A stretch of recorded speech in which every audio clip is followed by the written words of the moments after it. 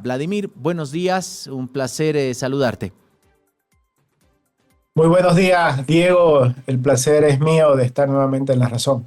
No, gracias, anoche nos acompañaste ya cuando conocíamos los resultados, así que digo, ¿y ahora qué hablo con Vladimir para que no se repita lo de anoche? Y quiero hablar de, sin lugar a dudas, diríamos, una victoria contundente, el mismo Tuto ya reconoció, pero en Santa Cruz hubo movilizaciones, en el Cristo, en Cochabamba en la plaza de Calacala, en Sucre en la plaza 25 de Mayo, en Oruro en el centro también, movilizaciones de simpatizantes, no vamos a decir militantes porque básicamente no hay militantes.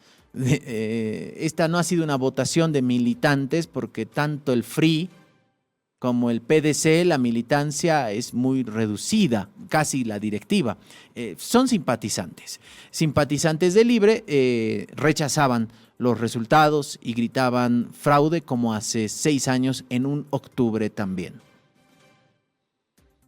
Sí, deja mucha tela por cortar todavía la elección, ¿no? Lo importante es que se ha celebrado la elección, que se abre definitivamente una nueva etapa en el país y hay muchas cosas por mejorar. Particularmente creo que estamos ante un fin de régimen, no solamente de un ciclo político que se acaba, que ha trastocado todo, ¿no? Que ha trastocado estas conductas que vemos en la sociedad. También el tema de los medios de comunicación, cuánto influyen, si realmente se equivocaron las encuestas, no hicieron un buen trabajo o hubo un intento de manipulación. También por qué el descrédito de los medios de comunicación ahora, precisamente estamos viendo algunas de estas respuestas, digamos, ¿no? Entonces, considero que nada es justificable, se entiende la frustración por la derrota en los que han perdido, pero de ninguna manera debemos normalizar estas actitudes que han sido minoritarias. Es cierto que hay que resaltar que Tuto Quiroga, pese a que no es un resultado oficial, pero como se comprometió con el CIREPRE a reconocer los resultados, lo ha hecho, aunque ha puesto ahí un adjetivo de provisionalidad, pero creo que el reconocimiento por parte de Tuto Quiroga, su alianza de la derrota, va a ir disipando todos esos ánimos que ayer se caldearon y esperemos que la conducta democrática del pueblo boliviano, tanto de los que ganan como de los que pierden, sea de mayor tolerancia. Vladimir, ¿será que este triunfo fue contra el triunfo de Rodrigo, fue contra el establishment?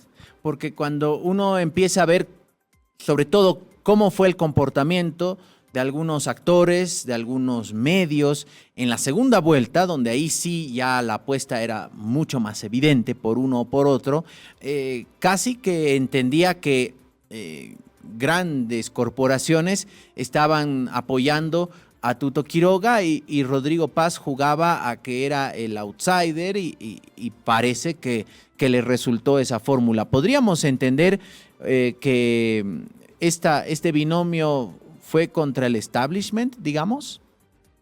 Recuerdo muy bien la entrevista que me hiciste cuando salieron las encuestas hace un par de semanas y hablábamos ahí de que cuidado que las grandes corporaciones quieran señalar el camino y la población vaya en el sentido contrario, era la reflexión que hacíamos. De alguna manera hay aquello, ¿no? Pero más que eso, el poder de los poderes fácticos, de los poderes verdaderos, que también se ha jugado en esta elección, yo creo que se ha votado por una tercera vía, ¿no? Si uno, saliéndonos un poco exclusivamente del balotaje, vemos el proceso electoral como tal, hay dos grandes derrotados. El movimiento al socialismo, que recibió un voto castigo, inapelable en la primera vuelta con más del 90%, y la oposición tradicional que ahora, pensando que ante la debacle del MAS el traslado del poder era automático de un lado al otro del péndulo, pues se han equivocado. Ha aparecido una tercera vía, y esa es la virtud de Rodrigo Paz, que comprendió el grado de desafección, de desencanto de la ciudadanía y construyó un mensaje, tuvo una semántica mucho más apropiada con ese electorado. Entonces acá ante lo que parecía inminente hace 6, 7 meses, debacle del MAS, la vuelta al poder de la oposición tradicional de la derecha, pues ninguno de los dos, ni el masismo hegemónico, ni la oposición tradicional. Y hay que preguntarse por qué.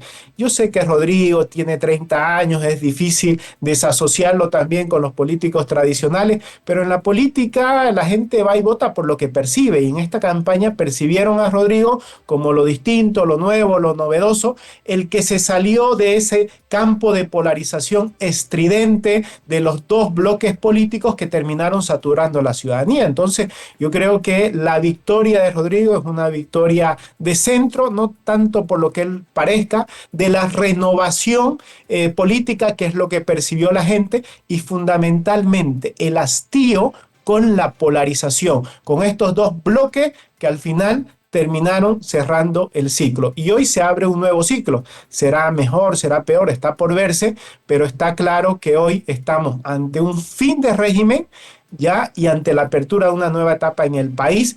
Y creo que lo determinante en este caso ha sido que Rodrigo supo entender el grado de desafección, de hastío, cosa que la oposición tradicional pensó que con el antimasismo era suficiente para ganar la elección, y está claro que no lo ha sido. Ayer en su conferencia, el expresidente Evo Morales, al momento de reconocer el triunfo, de hacerle ciertos pedidos, entre ellos que respete el Estado plurinacional, las conquistas sociales, que claramente es algo que Rodrigo Paz nunca puso en duda. De hecho, ayer cuando uno ve la fotografía del acto en el Hotel Presidente, encuentra atrás una insignia, casi un logotipo, y dice Presidente electo, Estado plurinacional de Bolivia, ¿no? Algo que diríamos en la oposición tradicional, incluso libre en el origen, se llamaba Libertad y República. Al momento de inscribir en el Tribunal Supremo Electoral fue Libertad y Democracia. Ya no pudieron cambiar la sigla porque ahí quedaba perfecto libre, pero hablaban y apostaban por volver a la República, por anular todo lo que se había construido, bien o mal, en estos 20 años del masismo. Y Evo Morales decía que perdió el racismo en sus interpretaciones, haciendo alusión claramente a los tweets de Velasco, tweets que nunca explicaron, que decían, ya tenemos identificado, ya vamos a salir. Bueno, resulta que llegaron a la elección sin explicar si esos tweets los escribió o no Juan Pablo Velasco o quién tenía su cuenta. Perdió el gobierno, dijo que le había llegado información que el gobierno de Luis Arce empezó a dar instrucciones para votar por Tuto, que incluso en el Ministerio de Relaciones Exteriores fue así la instrucción, en las representaciones de embajadas y consulados de Bolivia, y la derecha tradicional, ¿no? Ese apunte que hacías, Vladimir. Claramente aquí esta elección terminó de jubilar, ya sea a la fuerza, porque no pudieron participar en el caso de Evo Morales, o mediante el voto en el caso de Manfred, gran derrotado, Samuel y Tuto, que deberían entender que es un ciclo, que así como el ciclo del MAS se cierra, el ciclo de ellos también. ¿Será que están a la altura de este momento o van a frotarse las manos como Evo Morales, esperando al error del gobierno de Rodrigo Paz? Lo que no dice Evo es que es su generación. El mayor polarizante de la política boliviana tiene una habilidad extraordinaria para apuntar a los demás, pero creo que en el fondo Evo sabe que su tiempo se ha acabado, y que también eso que ve en los otros se puede prácticamente reflejar en él mismo. Entonces, yo creo que el mayor político polarizante, divisivo del país ha sido Morales, ¿verdad? Que tuvo una mayoría extraordinaria. Y también creo que Evo no se puede separar, por más que lo quiera hacer, del fracaso de la izquierda. Entonces, hoy la izquierda como tal va a tener, igual que la derecha, que reflexionar profundamente. Necesitamos partidos sólidos, modernos, y creo que ahí el desafío para el MAS o para ese espacio político que conocíamos como movimiento al socialismo todavía el principal problema para modernizarse se llama Evo Morales. Así que habrá que ver cómo sucede, ¿no? Tenemos una elección por delante en 6 meses, las elecciones autonómicas, y seguramente la disputa arcismo-evismo, los residuos que quedan del movimiento al socialismo van a seguir, y después de eso recién va a venir el periodo de reflexión interna de los espacios políticos. Ahora, yo no estoy convencido que era lo mejor para Evo Morales, dada su situación, porque si ganaba Tuto Quiroga, para él polarizar con Tuto y volver a tener vigencia política era lo mejor, creo, en ese término, aunque su situación personal, jurídica, corría mayor riesgo. Ahora con Rodrigo, me temo que muchos más de los que ya lo han abandonado lo van a abandonar ahora. Entonces es probable que el MAS o el evismo siga sufriendo una sangría, y los grupos corporativos que antes apoyaban al movimiento al socialismo se vayan hacia el PDT o a esta nueva corriente ahora gubernamental. Entonces están en una situación difícil, pero todavía se siguen mirando entre ellos para sacarse las cuentas. Lo que sí comparto es que la generación Evo de la polarización política ha sido derrotado en agosto y ayer mismo, y creo que necesita un recambio urgente ese espacio político, pero sobre todo reflexión más profunda que simplemente sacarse las cuentas entre ellos. Ahora, decías, Vladimir, el principal problema para el nuevo masismo, el evismo, es Evo Morales, pero también es el principal dueño de los votos, porque cuando uno revisa los nulos, claro, de la primera vuelta versus la segunda, que claramente transcurrieron en su mayoría a alguna de las dos opciones, no vamos a decir a cuál, aunque uno podría interpretar que Rodrigo se acomoda mejor, ve que fueron determinantes para el triunfo. Cochabamba fue determinante para el triunfo de Rodrigo Paz, porque se hicieron con el 61%, cuando los nulos habían sido la primera opción política con el 38% en la primera vuelta. Así que ahí será interesante ver cómo se reconfigura. Y claro, tú bien hacías el apunte. Lo que vaya a pasar en marzo, no necesariamente, este país no se cansa de demostrarnos que como vota en las generales, no vota necesariamente en las subnacionales. Y en las subnacionales va a haber pase de facturas también. Si no, no entendemos por qué Eva Copa no quiso ir a votar, por ejemplo, no fue a votar, salvo que tenga un tema de salud, es probable, no hay esa información. ¿Qué pasó con Johnny Fernández, que tampoco fue a votar? Un Manfred Reyes Villa que viene a capa caída también, y que según la sentencia constitucional del Tribunal Constitucional, salvo que se renueve todo aquello, tampoco podría volver a ser candidato a la alcaldía de Cochabamba. Y claro, uno de ellos también, de los que viene recibiendo muchos dardos, es Luis Fernando Camacho. ¿Cómo quedó Camacho después de esta elección a la que le apretaron, lo presionaron para que decante su apoyo a Tuto? No lo hizo, y tras que salió a felicitar a Rodrigo Paz, le llovieron las críticas y por ahí amenazas de un voto castigo en marzo. Eso es lo paradójico con Evo Morales, ¿no? Es el principal problema de la izquierda hoy en esta reconfiguración necesaria, pero a la vez el principal líder. Y ese es un dilema que tiene que resolver el masismo, la izquierda, lo que se vaya a llamar ese espacio político. Pero considero que cada vez más reducido, y después de este resultado electoral y de que se constituya el nuevo gobierno, me temo que el liderazgo de Evo Morales va a ir en mayor detrimento, ¿no? Pero de todas maneras la política nos trae sorpresas. Por ahora es lo que se puede advertir. Ahora, respecto a Camacho, es verdad que los gobernadores y alcaldes no han tenido una buena aceptación en las elecciones nacionales. Le pasó a Camacho el 2020, ahora lo hemos visto con Manfred Reyes Villa, ni qué decir con Eva Copa y Johnny Fernández, pero también no nos olvidemos que El propio Rodrigo Paz fue alcalde de Tarija antes de ser senador de Comunidad Ciudadana. Parece que la política nacional tiene unos códigos y todavía la elección autonómica local se vota en otras sintonías, ¿no? Pero también hablando de paradoja, el propio presidente electo hoy ha perdido en Tarija.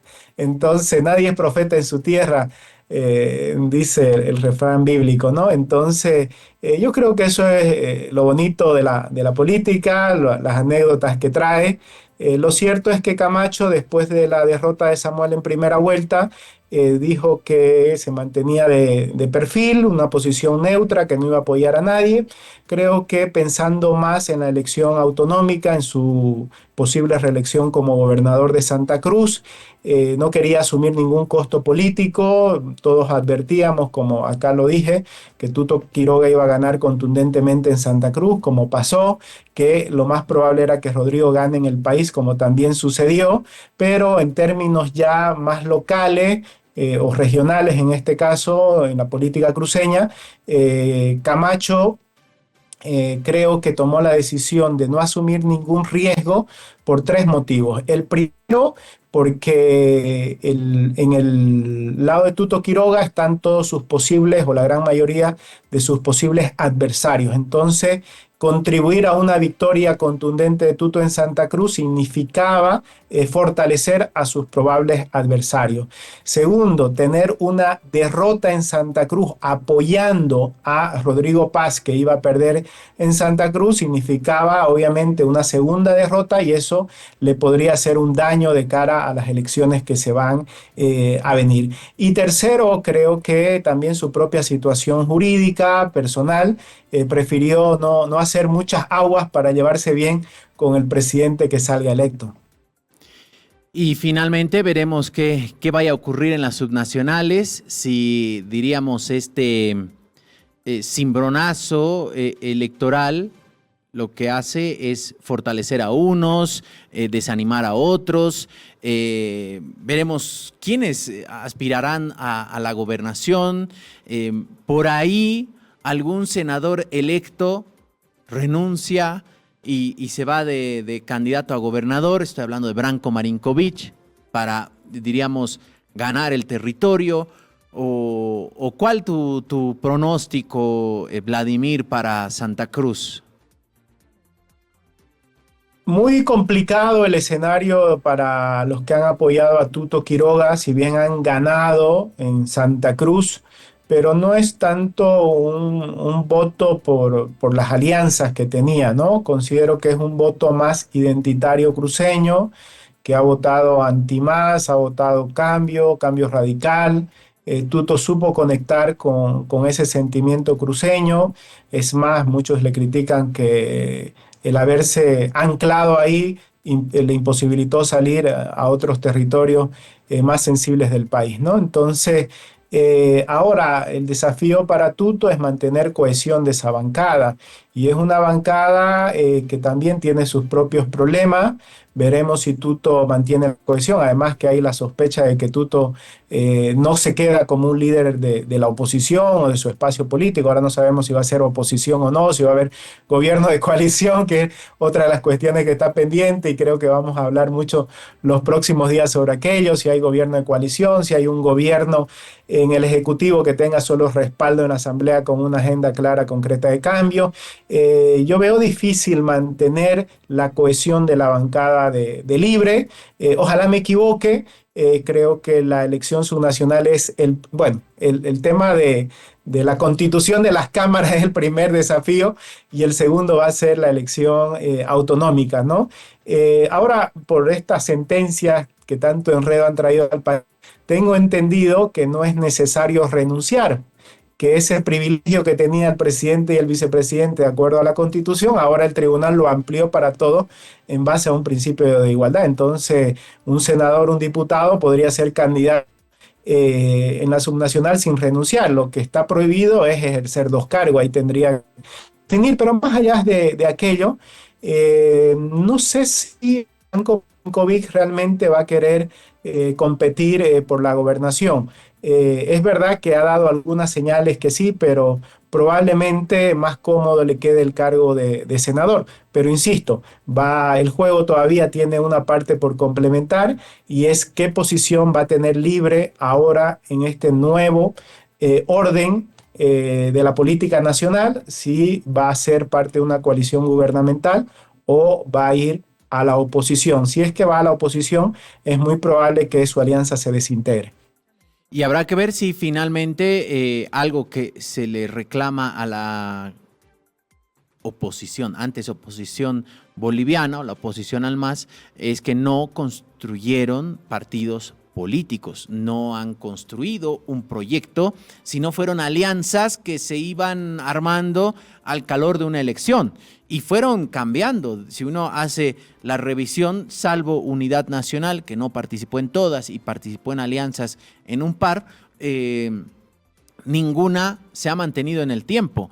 Demócratas nunca llegó a una elección nacional, salvo en alianza con Unidad Nacional y surgió Unidad Demócrata, que duró una gestión del 14 al 19, y no se repitió ni Podemos con Tuto Quiroga el 2005, ni la bancada de APB de Manfred el 2009.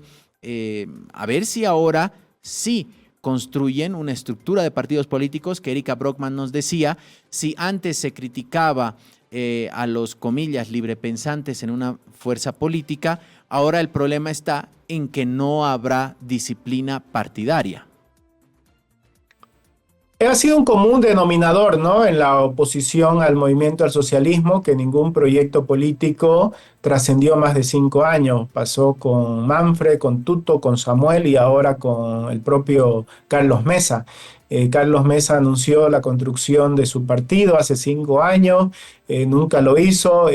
Tuto Quiroga también anunció la construcción de su partido, ahora no sé en qué quedará aquello, pero más allá que construcción de partido o siglas o tener una identificación electoral para ir a las elecciones, mira lo que estamos hoy atestiguando. Los dos que han podido ser presidentes, ninguno de los dos tenía partido, han llegado con siglas prestadas o de acuerdo o convenio, pero ninguno de los dos candidatos ha llegado con un proyecto político propio, ni siquiera han presentado una visión de país. Y hablando de paradoja, habrá que preguntarse también ahora con mayor detenimiento, reflexión y tranquilidad, si el MAS realmente fue un partido como tal, ¿no?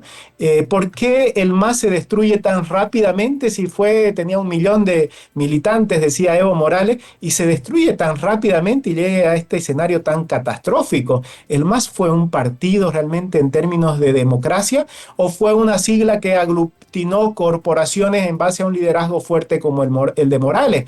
Entonces, ¿hay vida en el MAS fuera de Morales? Porque era un partido realmente, nunca le hubieran permitido a Evo Morales desconocer un resultado electoral como lo hizo el 2016. Entonces creo que si uno mira a todos los partidos durante estos 20 años, inclusive al MAS, no tenemos partidos modernos, tenemos siglas que unas son más personalistas, más caudillistas que otras sirven solamente de alquiler. Entonces, uno de los grandes desafíos en esta regeneración democrática, en este nuevo tiempo, que aspiro a que así sea, tiene que ser la construcción de un verdadero sistema de partidos. La democracia pierde cuando no hay partidos organizados, porque estamos supeditados a caudillos, a líderes mesiánicos y ya sabemos dónde nos llevan. La democracia gana cuando hay partidos organizados.